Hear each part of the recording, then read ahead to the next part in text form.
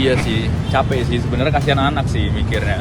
Takut nanti kalau ke Komnas makin panjang, tapi nggak ke Komnas nggak dikasih ketemu anak. Kayak bantu dong, aku pengen ketemu anak.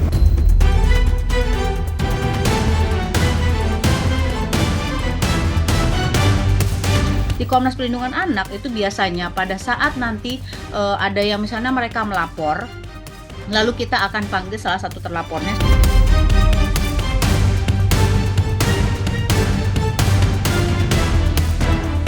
Aku ikhlas aja lah, mau gimana, aku fokus perbaikan diri aku aja.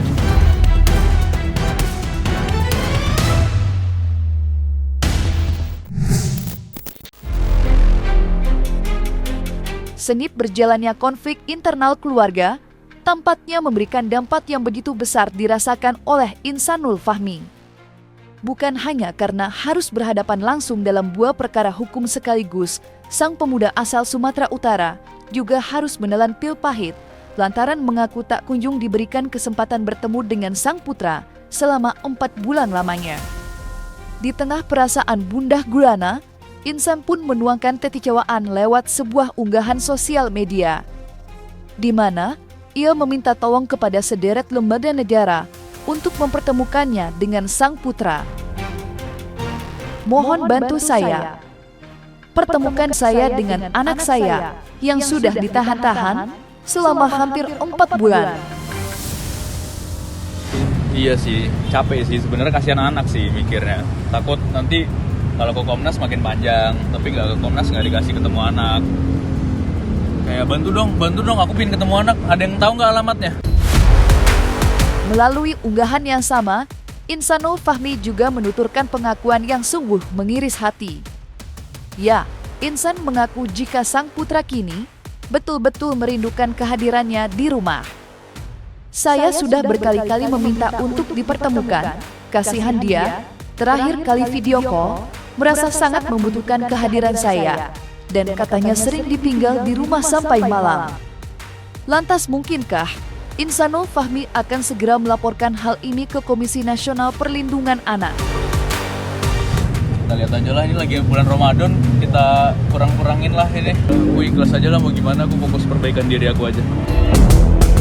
Tak kunjung diberikan kesempatan untuk bertemu secara langsung dengan sang putra, tampaknya benar-benar menjadi puncak kekecewaan bagi Insanul Fahmi. Apalagi, tiap kali mendapatkan momen untuk menjalin komunikasi lewat sambungan telepon video, Insan hanya diberi waktu sekitar 20 menit. Kenyataan itulah yang akhirnya membakar semangat juang Insan untuk berniat membawa perkara ini ke hadapan Komisi Perlindungan Anak. Lantas seperti apa salah satu petinggi Komnas Anak menanggapi sebuah perkara pertikaian rumah tangga yang menyebabkan batasan bertemu kepada salah satu orang tua? Kalau di Komnas Perlindungan Anak sendiri, kalau misalnya ada satu rumah tangga ya, bercerai atau tidak bercerai, tetapi apabila salah satu pasangan mengalami kesulitan untuk bertemu dengan anaknya, itu biasanya kami akan bantu untuk melakukan mediasi atau panggilan terhadap terlapor gitu ya. Nah, jadi kalau di Komnas Perlindungan Anak itu tidak ada tidak ada pengecualian ketika misal ada salah satu pasangan yang memang mengalami kesulitan untuk bertemu dengan anaknya, karena kasih sayang, perhatian dari kedua orang tua apapun situasi dan kondisinya itu adalah termasuk hak anak. Jadi ketika ada hak anak yang tidak dipenuhi oleh salah satu keluarga ya, atau salah satu orang tuanya, itu memang harus diperjuangkan. Sebetulnya seringkali ya di Indonesia ini seperti ini. Misalnya ada kasus perceraian atau sebelum perceraian, lalu itu adalah kasus orang dewasa. Misalnya ada ada pertengkaran, ada pertikaian gitu ya. Nah, seringkali anak ini selalu menjadi korbannya. Nah, padahal di Komnas Perlindungan Anak ataupun di Undang-Undang Perlindungan Anak, anak itu adalah haknya itu mendapatkan tadi perhatian, kasih sayang dari kedua orang tua. Itu adalah haknya anak-anak untuk mendapatkan kebahagiaan. Nah, seringkali memang ini kan kalau anak-anak nggak tahu ya kasus yang dihadapi oleh ayahnya atau ibunya itu kasus besar atau kasus seperti apa. Nah, harusnya konflik ini ya harusnya diselesaikan. Nah, tapi sayangnya di kita ini di Indonesia ya, di Komnas Perlindungan Anak itu juga masih banyak ketika berkonflik ya. Jadi selalu salah satu pihak itu memikirkan bahwa khawatir nanti anak saya tahu ke depannya tuh seperti apa. Khawatir nanti anak saya tahu situasi dan kondisi orang tuanya sedang berkonflik nanti di kemudian hari. Nah, biasanya bla bla itu ada kekhawatiran orang dewasa.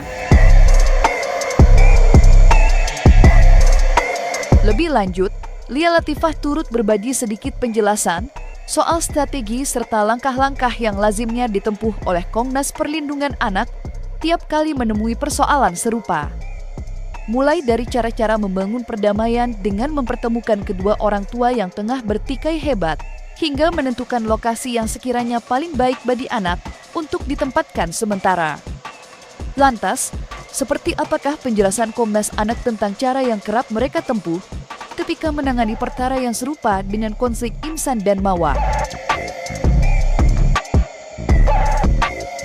Di Komnas Perlindungan Anak itu biasanya pada saat nanti ada yang misalnya mereka melapor, lalu kita akan panggil salah satu terlapornya. Setelah itu nanti kita akan mengetahui ya dari kedua belah pihak ini permasalahannya seperti apa sih gitu. Tidak ada, kalau menurut kita di Komnas Perlindungan Anak itu tidak ada masalah yang tidak selesai. Jadi semua pasti bisa selesai asal dikomunikasikan dengan baik. Nah, lalu setelah itu, setelah sama-sama saling kami mengetahui permasalahannya seperti apa, lalu nanti kami akan mediasi kedua belah pihak tersebut ya, agar konflik yang sekarang mereka sedang hadapi kiranya mereka selesaikan. Lalu anak-anak ini ada di mana? Kalau memang di salah satu pihak merasa curiga, nanti kalau di tempat ibunya ayahnya nggak bisa ketemu, di tempat ayahnya ibunya ketemu. Nah, nanti sudah kita ada di posisi tengah-tengah. Berarti artinya anak-anak itu ada misalnya mereka menunjuk, baik kalau seperti itu anak saya ada dititipkan saja di Komnas Perlindungan Anak. Ya sudah, selama orang tua tersebut masih berkonflik, berarti anak ada di lembaga perlindungan anak. Jadi kedua belah pihak itu tetap masih bisa saling memberikan perhatian, masih saling menjenguk. Jadi mereka tahu situasi dan kondisi anaknya. Ya itu balik lagi aku serahin ke dia lah. Pokoknya intinya doain aja yang terbaik, semuanya doain.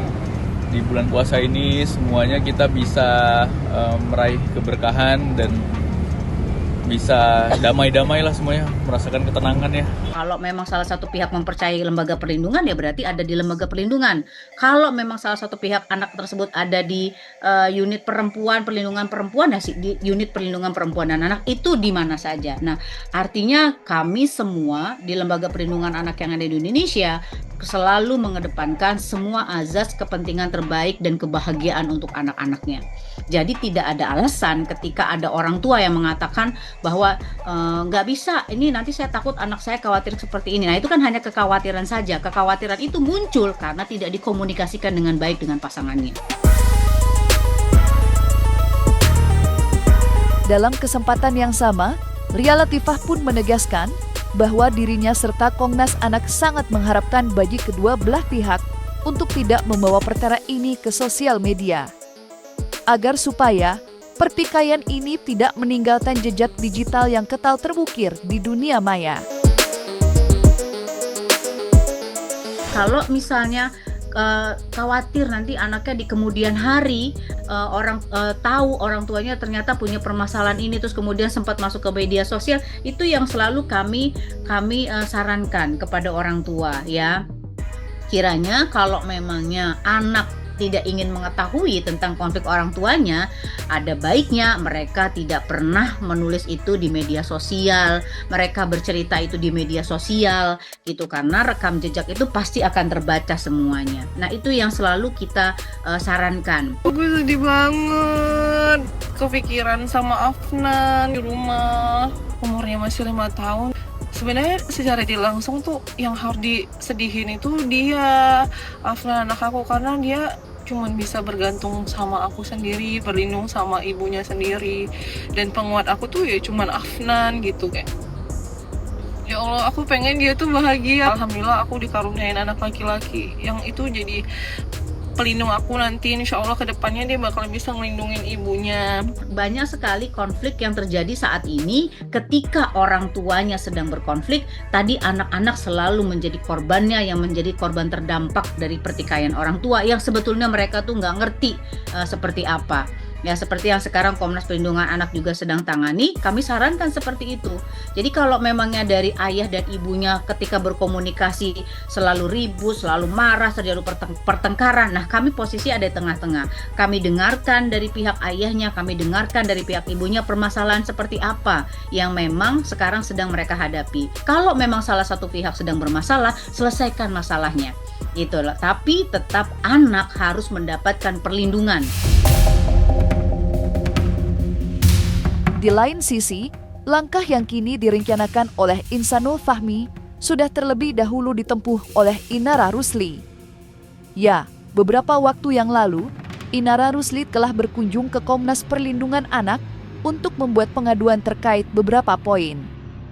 Utamanya, terkait dugaan adanya penjemputan paksa yang disebut-sebut dilakukan Virgon sang mantan suami kepada 3 anak mereka. Hal yang kemudian ditindaklanjuti oleh Komnas Perlindungan Anak dengan menggelar mediasi yang dipimpin sang Ketua Umum, Agustinus Sirait. Lantas mungkinkah langkah yang dilakukan Inara Rusli memberikan inspirasi kepada Insanul Fahmi untuk menempuh langkah yang sama? Itu salah satu referensi juga sih, aku kepikiran. Enggak juga sih, sebenarnya bukan karena itu sih, cuman aku pengen ada panggilan resmi aja biar bisa ketemu gitu kan. Karena kalau aku yang ngajuin nggak ada waktu buat ketemu dia. Mungkin ada Terlepas dari Insanul Fahmi, langkah yang ditempuh Inara Rusli tentu sudah berbuah manis. Saat ini, dirinya telah dapat bertemu lagi dengan anak-anak. Dan persoalan sengketanya dengan Virgon dianggap sudah selesai. Walaupun sebenarnya, komunikasi itu diduga baru terjadi usai Lecumanan selaku kuasa hukum Inaras memberikan ultimatum kepada pihak Virgon. Lantas, seperti apa ungkapan apresiasi Lecumanan terhadap Virgon yang telah berbesar hati? Kalau Virgon kan kemarin saya sudah bilang saya kasih waktu 5 hari. Ya, 5 hari saya kasih waktu. Akhirnya terjadi komunikasi. Kemudian kalian ada lihat kan, ada rekaman pendek juga bahwa Inara pergi mengambil anaknya ya kalau nggak salah ya. Iya. Nah, jadi yang pertama saya apresiasi dulu. Artinya dia tidak melawan hukum. Dia patuhi yang namanya putusan. Saya juga harus apresiasi kepada pengacaranya. Karena kenapa? Pengacaranya memberikan saran yang benar. Memberikan saran yang tepat, mengembalikan. Memang yang jadi concern kami adalah anak itu. Karena kenapa? Klien saya nggak bisa tidur. 3 bulan udah. Nggak enak tidur, nggak enak makan. Ya kan? Sampai ada yang bilang handphonenya dipegang sama seseorang. Dugaan seseorang itu adalah Insanul. Kan aneh. Jadi udah ngelantur kemana-mana. Saya tanyalah Insanul, emang handphonenya ini Inara gak mau pegang? Itu dia bilang enggak lah, biasanya udah pegang sampai 3-4 handphone. Kalau megang lagi punya si Inara kayak jualan handphone lagi. Jadi saya apresiasi. Nah, jadi saya anggap perkara dengan saudara V selesai. Nah, sekarang to be continue kepada saudari M. Nah, ini kita akan kejar-kejaran nih, nggak apa-apa. Kita cepat-cepatan aja. Ya kan, saya juga akan segera mempercepat laporan saya di Baris Krim. Saya nggak mau ikut campur ke sana ya, karena saya kan waktu itu dalam konferensi pers saya mengultimatum apabila tidak dikembalikan, karena udah 3 bulan. Dulu kami kasih sukarela, masa sekarang mau kami ambil nggak bisa sukarela, ya kan? Kalau nggak bisa sukarela ya kita buat pengaduan polisi, gitu. Tapi akhirnya dikembalikan secara sukarela juga. Jadi saya apresiasi untuk hal itu saya apresiasi loh. Ya, terhadap pengacaranya, PH-nya juga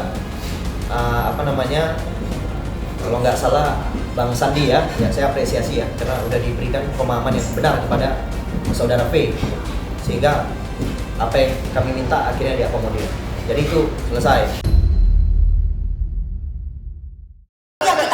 Pasti kita pengen ekspresi mengedepankan estetika. Kan dokter sampaikan. Jelas tadi mendengarkan.